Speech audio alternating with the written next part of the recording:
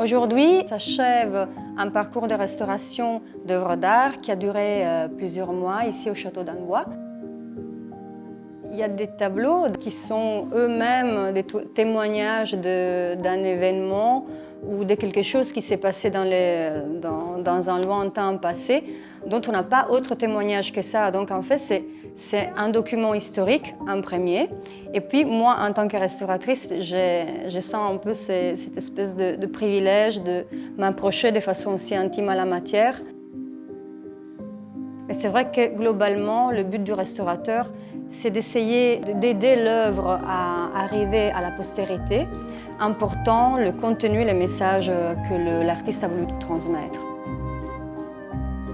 Dans le contexte plus global de la rénovation et de la restauration du château, on a restauré pendant plusieurs mois avec mon équipe des restauratrices d'art 8 tableaux du salon des chasses, dont celui du chevreuil. Les tableaux du chevreuil en fait partie d'un corps d'œuvre peinte par Charles de Montpellier entre 1870 et 1888. Ces tableaux-là et tous les autres qu'on a restaurés qui font partie de la même pièce, c'est une trace de l'histoire du château.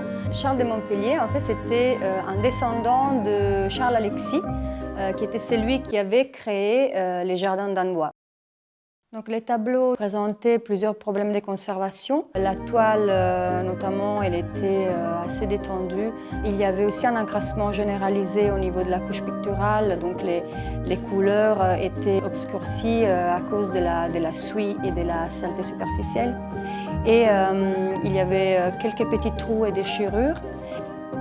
C'est extrêmement satisfaisant de revoir les tableaux et les voir dans l'ensemble de la pièce revivre en fait. Et penser qu'on a fait le possible pour ralentir en fait ces effets du temps sur les œuvres d'art.